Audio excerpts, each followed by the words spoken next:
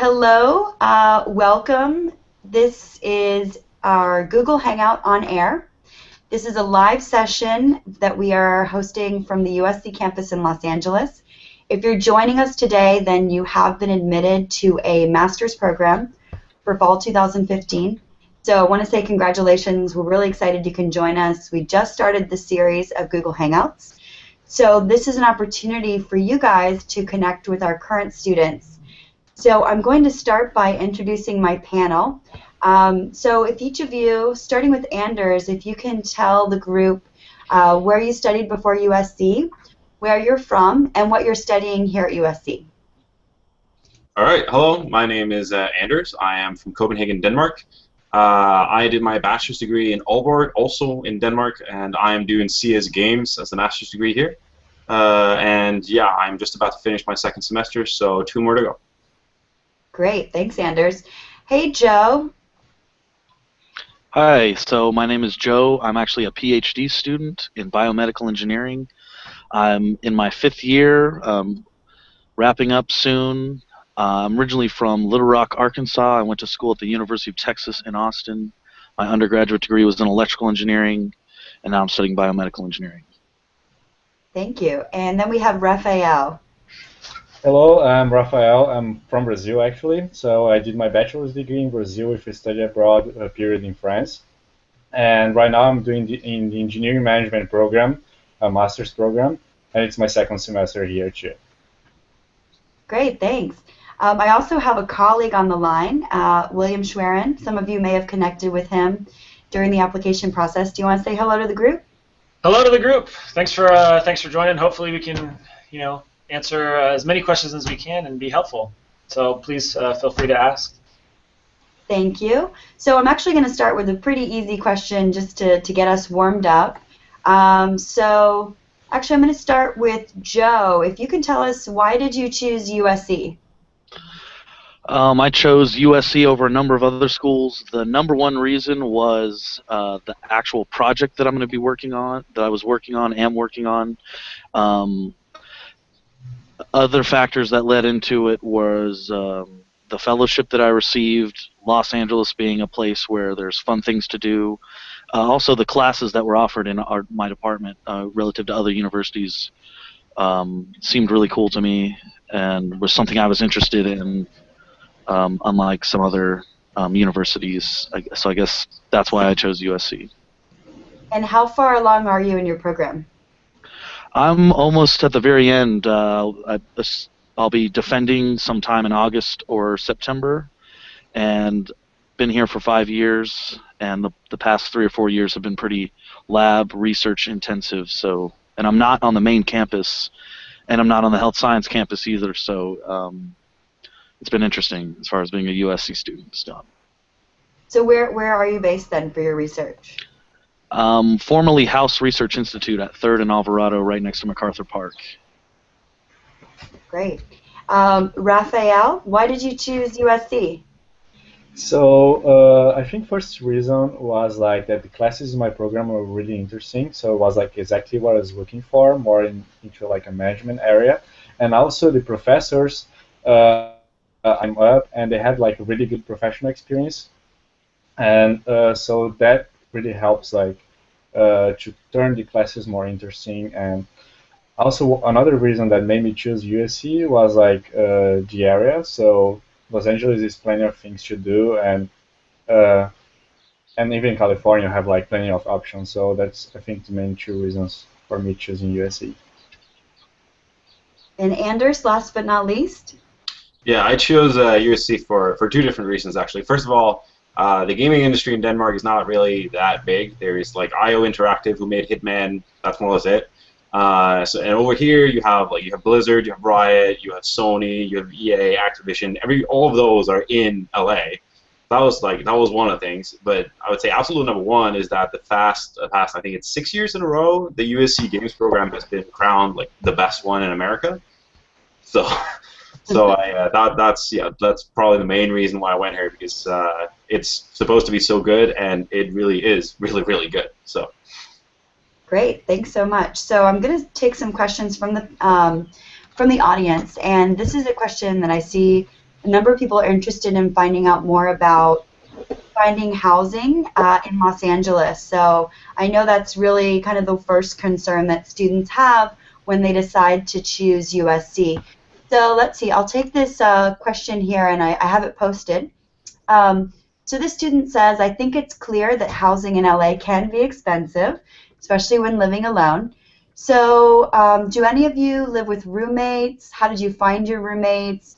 Is there something like a roommate finder service? So if you guys wouldn't mind kind of sharing your housing experience here at USC. Joe?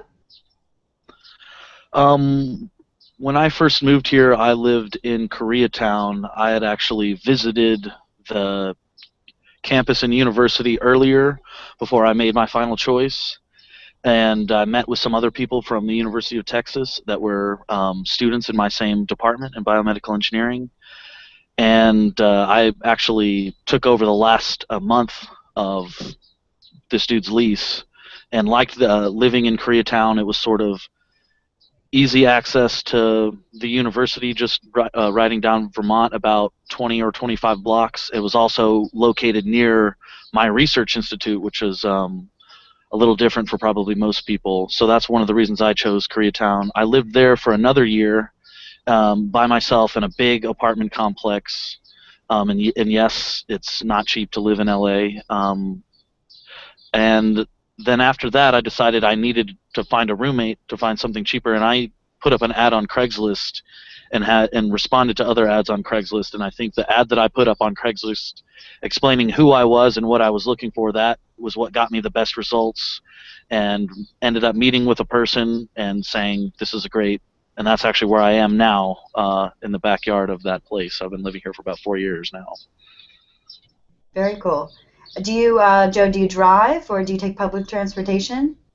I drive, I take public transportation, and I bike as well, kind of on biking hiatus as I've broken my arms in an accident. I'm almost fully recovered now, but not completely. Driving, it's not absolutely essential, but it's borderline absolutely essential in Los Angeles, especially if you want to live away from campus and if you have to go to campus every day. However, the public transportation in LA is pretty solid. It gets an undeserved bad reputation, and you can get, you can get around pretty easily once you get accustomed to it. And one nice thing is that for graduate students, there's a pass for graduate students, a Metro pass, such that you can pay about $100 per semester and ride unlimited trains and buses in LA. And so I try to take the train and the bus primarily, and every now and again I've got to drive, so it's nice to have a car, but I always try to take a bus or a train. Great. So Anders, where did you live? Do you have roommates? How did that come about for you? Well, I live up in, I actually live up near the Grove, up in West LA. That's about, depending on what time of day I go, it's between 20 and 1 hour, 20 minutes and 1 hour to USC, depending on the traffic, because LA traffic is insane. And yeah, I was actually part of a Facebook page that was initiated at the when I got accepted, which was designed for people looking for roommates. Most of the people there were Indian or Chinese, and I didn't really fit into that because they were looking at, they wanted people who were vegan and people who were like who were more or less like themselves. So I didn't really fit in there because I'm a Viking and I eat a lot of meat. But apart from that, I brought my my girlfriend here. She's also doing her master's here over here. So we live together up here, both doing our master's degree. Yeah, that's. I was in the fortunate situation of having a bit more bank saved up, so I could afford to do that. But living in LA is, as correctly as Joe said, it is very expensive. But it's possible to get by, definitely. And Rafael, what's your living situation like? So actually right now I live 2 blocks away from campus. So I found my place. Actually, I have 4 roommates. We don't share rooms, but we have like 4 bedroom a house. And I found them because they were all Brazilian students accepted in the master's program. So we decided why not living together because we're all looking for housing. But I mean, it's really great to live close to USC because I can bike like to class, or if I need to go to the gym, I just bike there. So that's really good. And I didn't have a car for the first semester, so I was using the public transportation. And also one thing that helped me a lot in the first semester was like having the Zip car. So basically, you can they have 15 or 20 cars at USC, and if you apply to Zip car, you get a card and you can reserve a car per hour. So if you need a car for the day for 5 or 6 hours, you just reserve it and you open the actual car with the key. So that helped me a lot when I needed a car. But I ended up buying a car in the end of the first semester. But it was pretty well to not have a car if you live close to USC.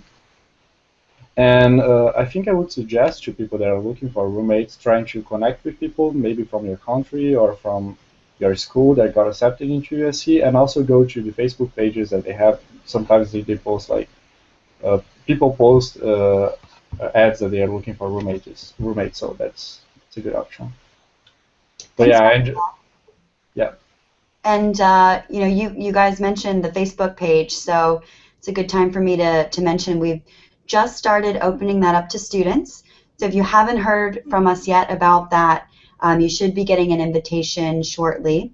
That'll come directly from Facebook, and that's really a forum for you students to get together, find out about housing, classes, just to network before you get to campus. So I'm going to move on to another question. This is a question that we get a lot about, you know, looking for jobs on campus.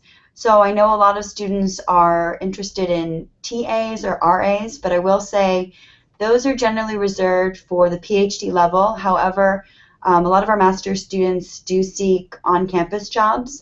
So even if you're an international student, you can work for up to 20 hours in an on-campus job. So have any of you on the panel, you know, Anders, you mentioned to me earlier that you have a grader position. Can you tell us about that?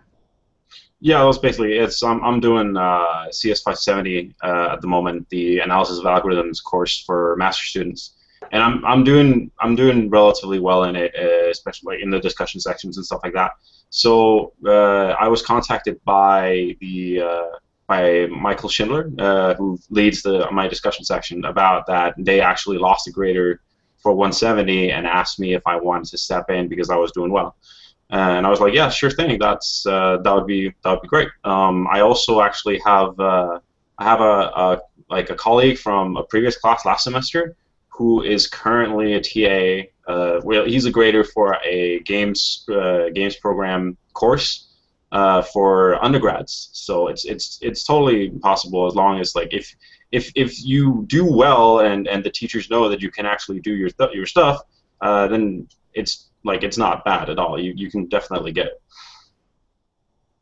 Great. And Rafael, have you worked on campus at all? No, not at all. No? No. And then Joe, I know you've probably worked on campus, but that's more in a PhD capacity. So I'll save you for another question, unless you have something to add. Not really. Okay. I would like to add, actually, if you don't mind me chiming in. Hi everyone. There are a number, just kind of piggybacking on what Anders said, in terms of jobs. There are a number of ways to get on-campus jobs for current students. We actually have a couple of current students that are working for us. We have career centers, obviously, that post jobs. Students can actually sign up for email lists to be a part of. So if an on-campus job for a student pops up within the university, it goes out to the students who are signed up on this email list, and then they can submit a resume that way. They do have job fairs for on-campus jobs as well that students can attend. But you know, it's important that students who are pursuing jobs really have to be proactive and just kind of keep knocking on those doors until something pops up. Great. Thank you for that input. So I'm going to move on to another question that is job related, but really looking at jobs and internships. So I know a lot of you are really anxious to hear more about that. So let me take a question from Abasi Ama, who asks us, is there a huge career fair every semester? And what's the average number of companies that visit each semester? So I can tell you that, yes, there is a huge career fair each semester. I'd love to hear from the panel. Have any of you participated in the career fair that takes place, the engineering career fair? Feel free to just jump in. Well, I have. There was a very big CS. There's just a career fair in general. I think that was in the beginning of fall. Sorry, in the beginning of spring, where there was like loads of big companies. I'm not sure if Google was there. JPL was there. Blizzard was there. Riot was there. The guys that I'm mostly interested was there. Nvidia was there as well. Oculus Rift. There was a lot of companies there. One thing about the career fairs though is that there are a lot of companies, yes, but there are multitudes more students that want to speak with these companies. So what you really want to do is you want to figure out exactly what companies you're interested in, which ones you really want to talk with, and then go to those, because usually you'll see big lines forming, because like a company like Sony, for example, or Microsoft, they're not going to send 30 people out to something like this. They're going to send adequate amount of people, but if they need to have a decent conversation with every single student that goes there as well, that also means that there's going to be a line. So be prepared for lines. But they are good, and it is very, very fun to speak with these people. I think NVIDIA last time even had a programming test where, like, in order to even speak with someone, they were like, here's solve, and there was like a really easy test. It was stuff like, write a function that computes factorial of n, or some really trivial stuff, but it's still fun that they actually do stuff like that. So great. Rafael, have you been to our career fair? Yeah. Sorry. I've been to two career fairs. So they have like the general one and they have the Viterbi one. I went to the Viterbi one. They had one in the fall semester and one in the spring semester. I basically did the same thing. I was really focused. Okay, I have these 10 companies I want to visit. I got prepared for these 10 companies, and I got actually 2 interviews from the 10 companies I visited. So it's a really good place to interact with the recruiters, but it's also a good place to find a job or an internship, or at least get an interview. So it's good. It's really good. Like, we have big lines, but people are there and they're willing to help you and they're willing to know you. And if you are prepared and you show them that you really know the company, they're gonna help you. Great. And Joe, do you have anything to add about the career resources at USC? I've never been to the Viterbi career fair or the overall career fair. I have heard complaints about the lines and how busy it is, and how that doesn't really, I don't think, last much longer than just a few hours. I haven't actually looked into the career center or alumni resources or anything like that, but I hear good things, and that USC is really proactive in getting you in touch with other people at companies, and they have a very extensive alumni network, but honestly I don't have a lot of personal experience with that. Okay. Actually, I do know Anders. Anders was kind of giving me his inside story before we went on air. And Anders, so you said you just got an internship? I did indeed, yes. I accepted an offer at Disney Interactive, working on their Disney Infinity is what I'll be working on up in Glendale. Yeah. It's like it's actually a 2-part internship. I'm going to be working full-time over the summer, and then part-time over the fall. Great. Well, congratulations on that. And where did you get connected to that internship? Oh, I got connected with once again being proactive about trying to be good in your courses and trying to make sure that people notice you. And I've talked with, of course, some of my teachers who said, okay, who said that they would point me in the direction that I wanted to go. But in any case, if you want an internship, you will have to write a lot of applications, and you are going to solve a lot of programming tests, and it's going to take a lot of your time, and it's going to be hard. And every single time you go to an interview, they're going to be drilling you until they ask you a question that you can't answer, and that can be pretty hard. And also preparing for that. But in the end, it's worth it. Like it's worth it getting an internship at a place where you really want to work and where you're going to gain a lot of valuable experience. So yeah. Great. And then Rafael, I think you said that you're sort of in the process of seeking an internship right now. Where are you in that process? So I actually did the interviews like 1 or 2 weeks ago. One was last week, and another one was 1 week before. And I'm still waiting the responses. But it's like you get prepared to like look for the internship, but you need also to be prepared for the interviews, because yes, they're gonna be like, one of my interviews there were like 4 engineers in the same room asking questions from everywhere, and you really need to be prepared and know yourself to be able to respond best way you can.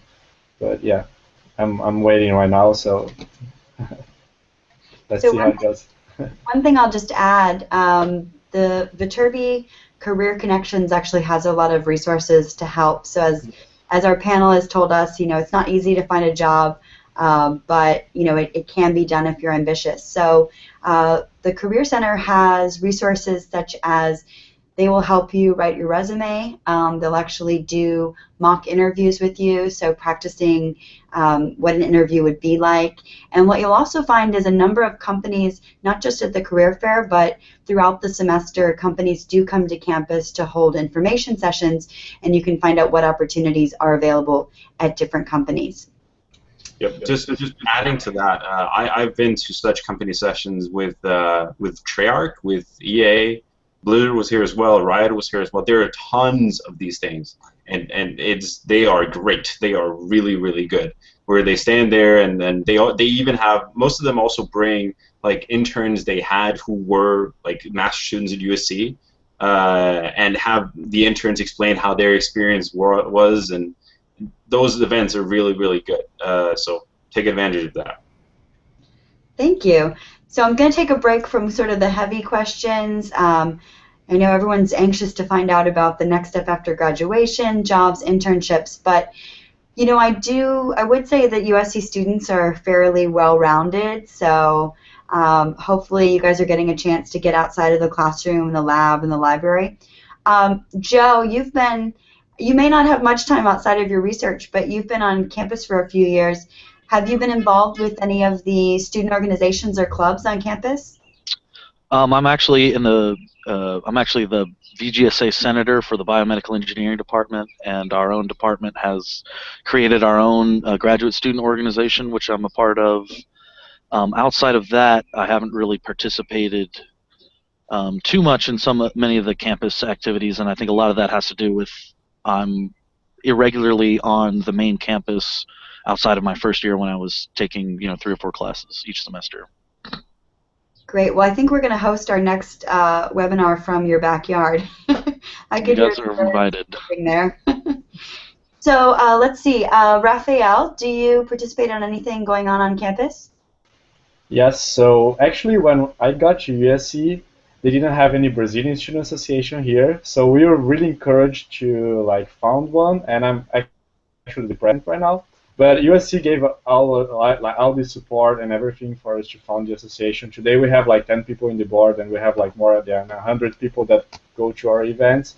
But in 6 months we did a lot of things, but we had a lot of support from USC. And also you can find anything here. If you like hiking or yoga or I don't know, surfing, you can find any association here. So it's really good, and people are really open, and they're willing to and they want you to collaborate with them. And yeah, for me so far the experience with associations here has been great. It's taking a lot of my time, but I'm loving it. It's one of my best experiences at USC. That's great, Rafael, because I always tell people, we say at USC, if there isn't a club here for you, then start one. So it's Yeah. really great to hear your story that you guys did start an organization for Brazilian students. Yeah. So Anders, do you make time to kind of participate in anything going on at USC outside the classroom? Uh, not as much, probably. uh, but given that I'm a game student and I live and breathe games, there are two organizations that I am a member of. First of all, Mega, which is the student organization for making games, not as much playing games, but making games. And then of course you see esports, which is the opposite, which is playing games. But yeah, I remember just when I started at USC, there was a big student organization fair or something like that, where you could basically take a stroll down, and there's tables for literally everything. There's soccer club, there's yoga club, there's beach volley for boys, for girls, there's yoga, there's improv club, there's everything. Like there's so many different things, so many different clubs that you can get involved in. So if you're into like horseback riding, there's probably a club for that. And yeah, really, if you just go to an event like that, or just look around, you'll see there's so many clubs that you can join, so many things that you can do. I just heard about the Bagel Appreciation Society, so there really is something for everyone. So let me take a moment then. I'm going to kind of step outside the walls of USC, and each of you said you kind of have lived in different areas around campus. So do you guys do anything for fun in LA that you think is really unique you'd like to share? So kind of what do you do for fun in Los Angeles? Rafael? So I actually love the beach. So when the weather is good, almost all year I go to the beach on the weekends or like go hiking. You have a lot of like opportunities and different places to hike along around LA.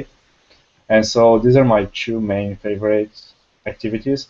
But also like if you wanna, I don't know, like on the winter, for example, if you wanna have a different weekend, you can go skiing or snowboarding. So I have plenty of options around California. So if you don't stay in LA, even away from LA, you can find, or close to LA, you can find really interesting things to do.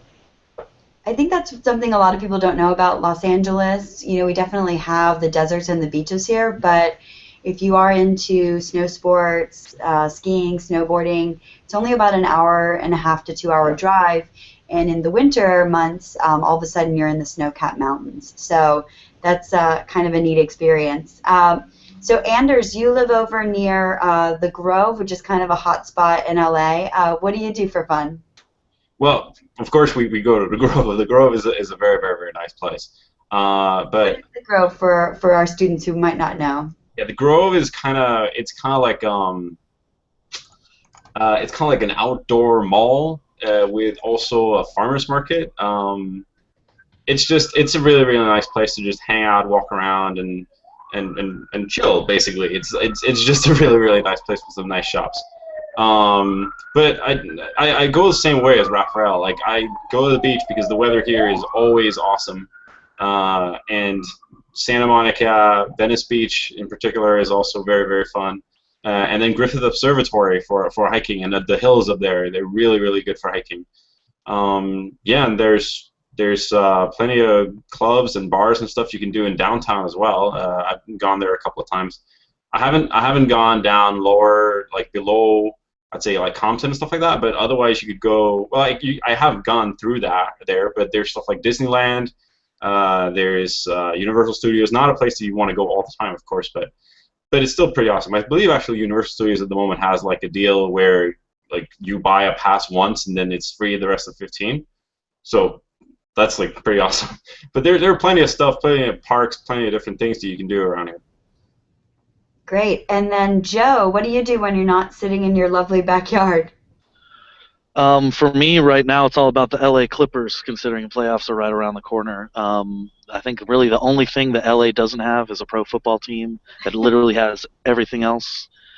And just to second what some other people have said is you can find any outdoor activity here within a 1 hour drive. I mean, obviously the beaches, and hiking is really close by, but like people have said, skiing and snowboarding is really close by. Also, like renting bikes and going out into the desert and going on bike courses, there's that kind of stuff. There's non-USC organizations that have cool events. I joined the Sierra Club my first year here, and just of going to the Griffith Park hikes with them and then some other outings with them.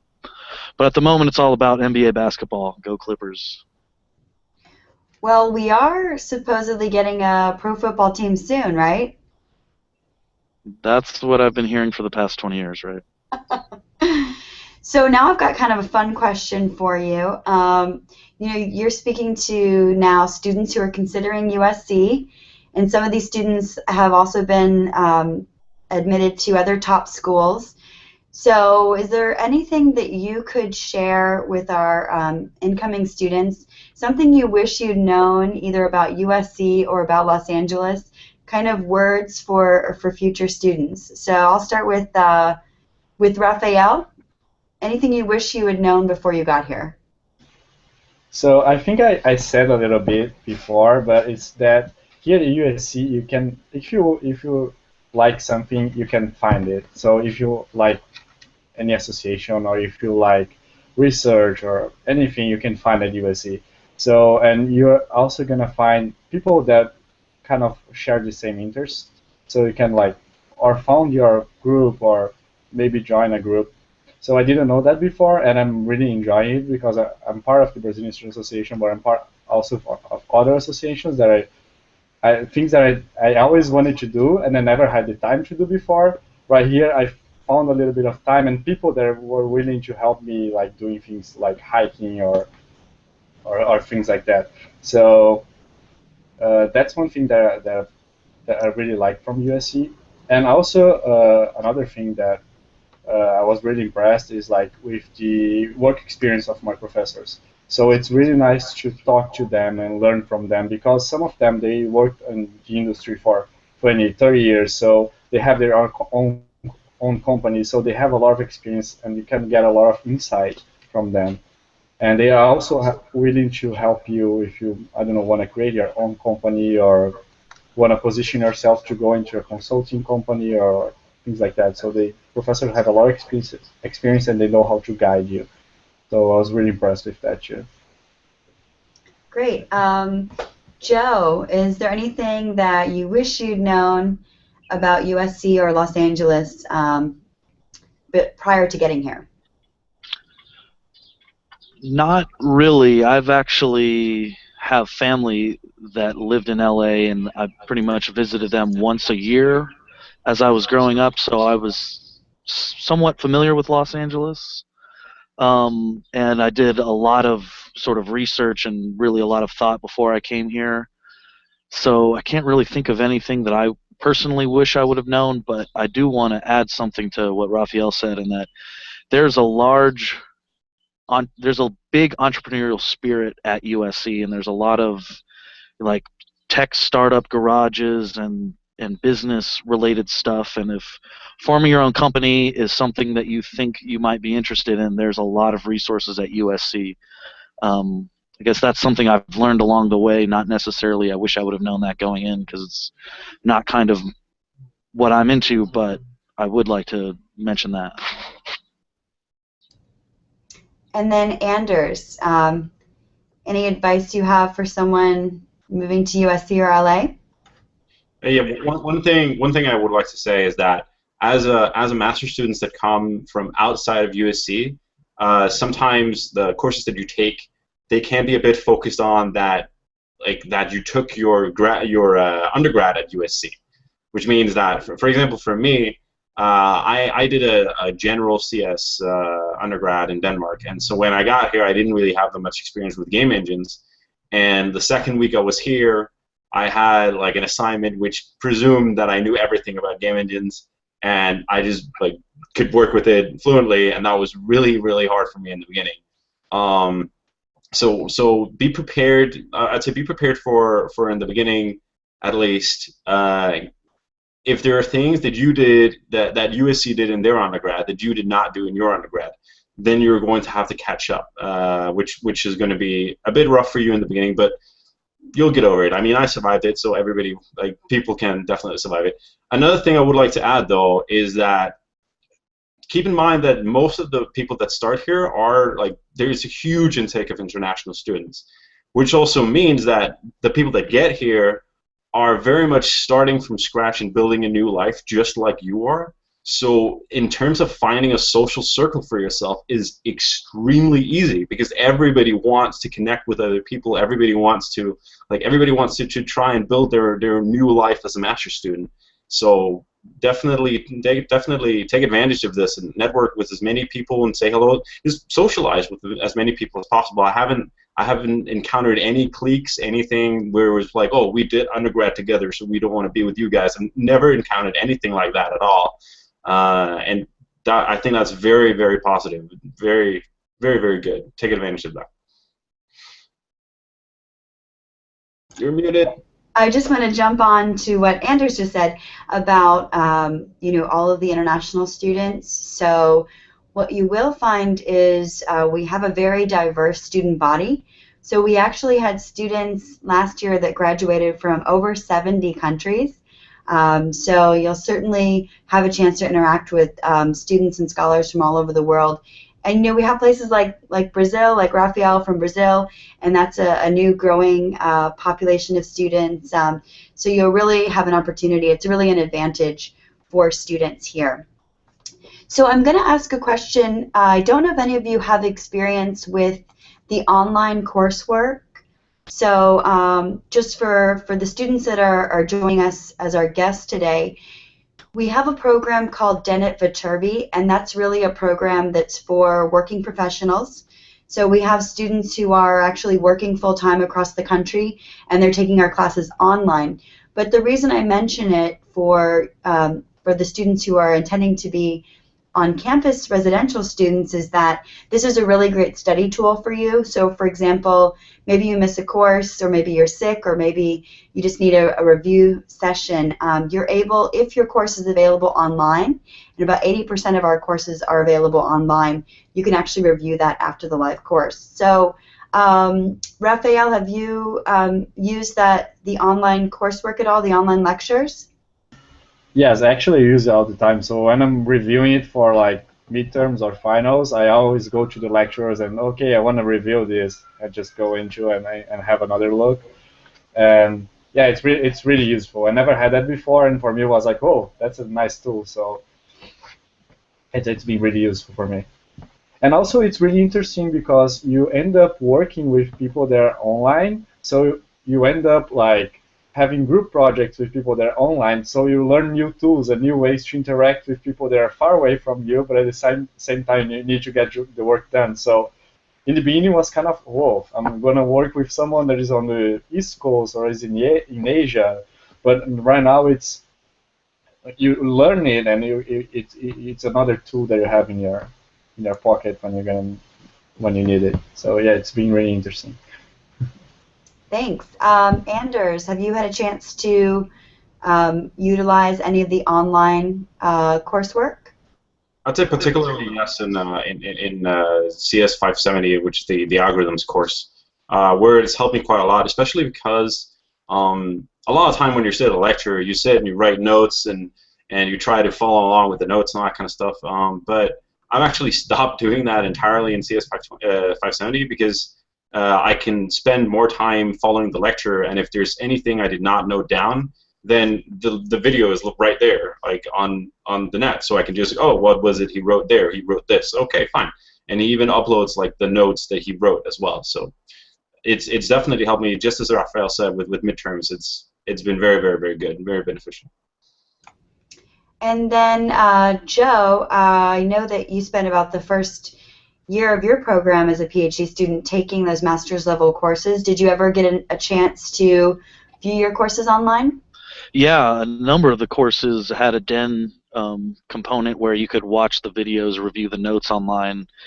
And I honestly wish every class I took was like that, because as the other two dudes have said, when you're studying for a midterm and you're looking at your notes and you're like, how does this connect? What did I write here?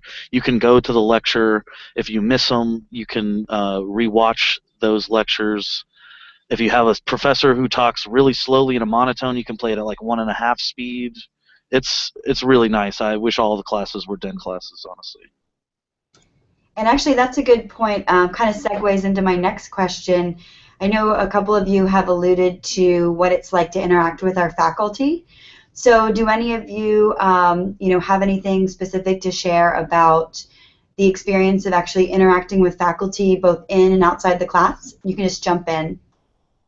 Yeah, one thing I really want to say is that the people that are here, the professors that I've had at least, they don't want to teach you. They want to see you succeed. Their purpose is not to convey information and then go home. Their purpose is, like, I think the best. I think Mike Zaida, my professor, he said it the best. He said, I told him that I got the internship at Disney, and I was like, this is so great, and thank you for segueing me. He was helping me getting this, and he said, now I can brag more about my students to other people. And that's the general consensus I feel of all the professors that I've had, that they basically want to make you very good. They don't want to just convey information to you. They want to make sure that you succeed in life and you actually go forward with something that you can use and you achieve what you want to achieve. And that's an amazing feeling, to have a professor really back you up and really want to see you go forward and succeed in life.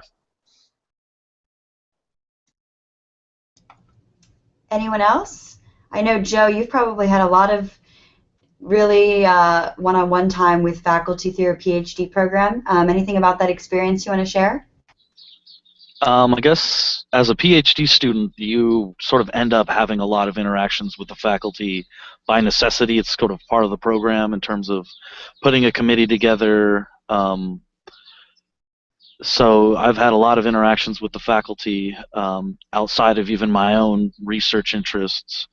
And I would agree with what Andrew says, is that they're very helpful. They will make time for you, and they want to see you succeed and be successful and get a job or do awesome research, whatever it is that your goal is. They want to help you with it.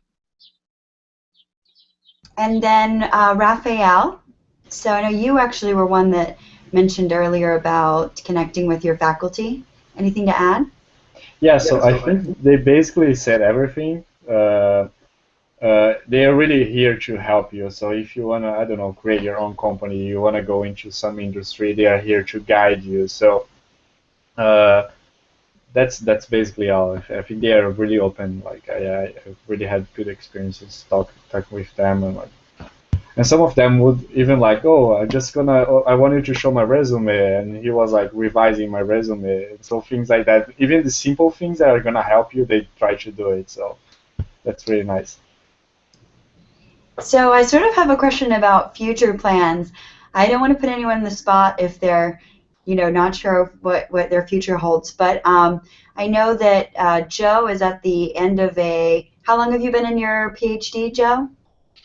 I'm now on year number 5. Year number 5. So you're probably getting to the point where you're starting to make decisions about your next step. Actually, could you tell us a little bit about what research you're doing at USC and what your kind of next step is? So my research focuses on cochlear implants, which is a device that allows a deaf person to hear and communicate and live in this world of sound that we live in. I'm focused on how people perceive music and how you might improve that for a cochlear implant subject.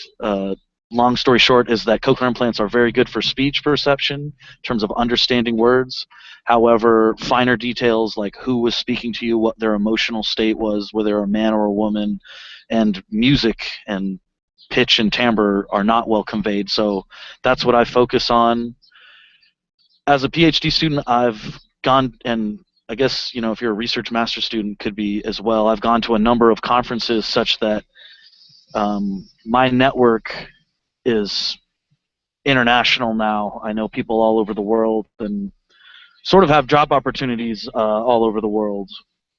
And I think what I'm going to do is I'm going to defend in the fall semester. I'm going to try to do that at the very beginning of the semester so I can be a TA for this one really awesome class in our department. And we'll start setting up job opportunities. I plan on staying in the academic track and getting a postdoc position doing something related to neuroelectric devices and or auditory perception probably related to cochlear implants. Great, thanks for sharing that. And you mentioned, I heard you say a research master's, so I just want to kind of explain that to the attendees. Most of our master's students are doing the course-based option, so that means you take your required and elective courses, you maintain a 3.0 GPA, and then you graduate. So we don't have a required thesis project, but it certainly is an option you could pursue. And this would be a really good fit for someone who wants to start at the master's level, and then they might want to go into a PhD program. So about 20% of our master's students do some research, whether it's a directed research project or a thesis at the master's level, and then they do apply to the PhD. So that is a possibility as well. But you do actually need to actively apply for the PhD. So going back to sort of what you want to do next. So we heard from Joe, and I know that Anders and Rafael are sort of in the middle of their programs, so they may not be ready yet. But you know, either of you, if you want to jump in and share kind of what industries you're looking at going into, or kind of what your plan is, if you have one. So, oh. You go, Rafael, you go. Okay, so I actually have a scholarship from the Brazilian government, which requires me to go back right after I graduate. But I'm starting to look up like some industries in Brazil, and I really wanted to go more into the consulting area. And I'm contacting the consulting companies like McKinsey or Bain back in Brazil, and I'm hearing like, oh, you're doing your master's in the US. Oh, that's nice. Send your resume and stuff. So I'm starting to contact them right now. Like, but I still have 1 year ahead.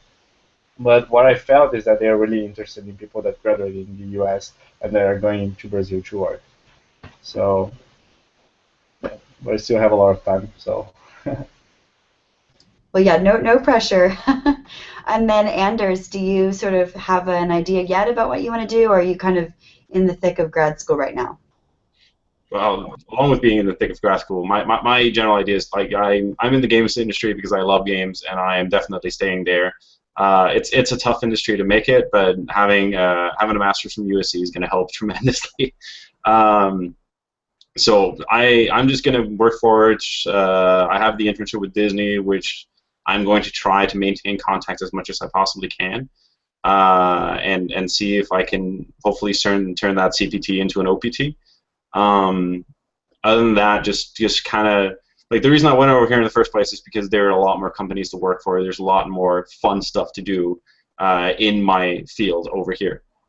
So I will try to see if I can maintain a working position in LA. Great, thank you so much. So actually, this is kind of a good point for me to mention a resource that we have.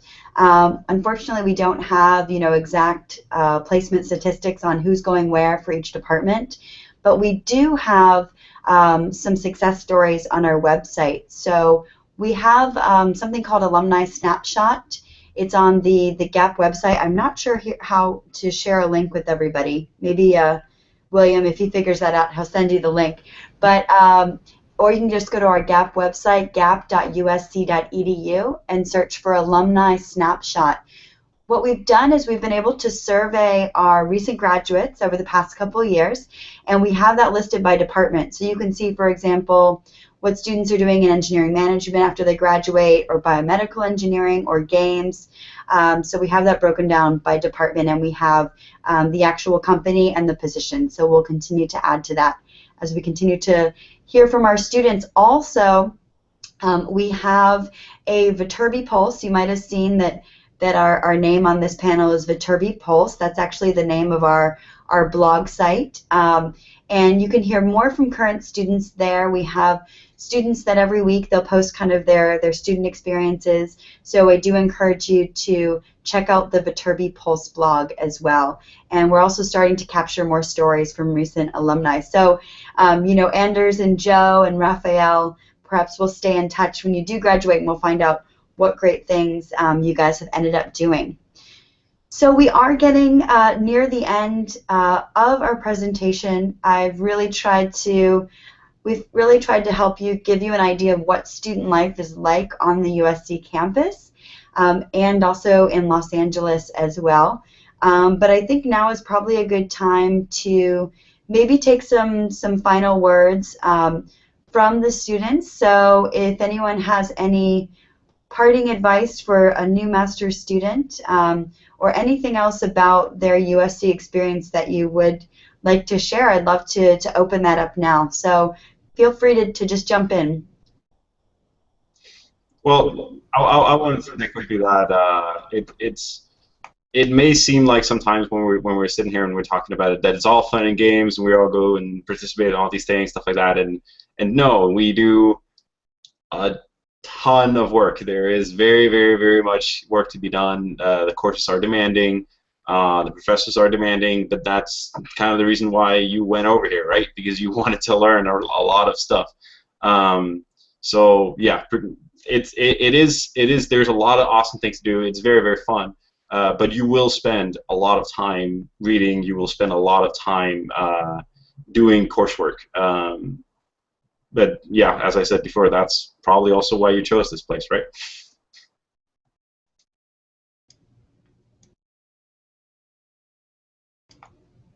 I'll just make a note to echo something somebody said earlier. I forget who said it, but it really is easy to find friends and socialize on campus. Like maybe it was Anders said, or maybe it was Rafael.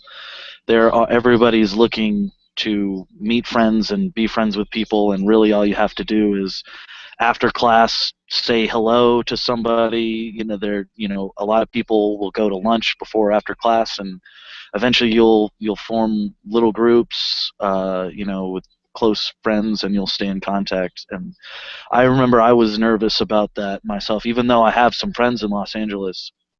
I was nervous about meeting people and making friends, and I found it to be pretty easy for the most part. Most of the people that I socialize with are people that I've done significant amounts of coursework with. So definitely, like the people that you do classes with, yes, socialize, awesome. Yes, and you also can get to know people in associations or other things. So, but a lot of people that are also like socialize are people that are doing coursework with me, but a lot of them are also international students. So you get to meet people from really everywhere, and you get to know their cultures, and sometimes they're going to take you out for dinner in a different restaurant to try a different kind of food that you never tried before, but that's really fun. I'm learning a lot from those people too, so it's really nice. So I'm just going to jump in here. It sounds like what you guys have been describing is really that Trojan family spirit. So, the connections that you make here, whether you're here for 2 years as a master's student or 5 years as a PhD student, those are really valuable connections, and those will carry on with you after your time at USC. So a lot of students actually do go on to pursue jobs by connecting with their former alumni. So we have an initiative called Trojans Hiring Trojans. We really make an effort to connect recent graduates with the new class of students that are graduating. So a little insider information, I'm actually a part-time grad student. So I am just about to graduate finally next month, and I've really gotten a chance to see the alumni network sort of from the inside, because I'm soon to be an alum. And it's really amazing the resources that USC has in putting together people that are in industry with students that are on the campus or soon to be graduating. So I've really had a chance to see that, both from working at USC and also being a student at USC. So one thing I do want to remind you all is if you're ready to choose USC, and we really hope you are, certainly we are here for questions. You can always email my office or give us a call or stop by campus. But if you are ready to choose USC, we ask that you submit the Statement of Intent form. This is a form that is online, and it just lets us know you're coming for the fall. That way we know to send you next steps information about orientation and registration.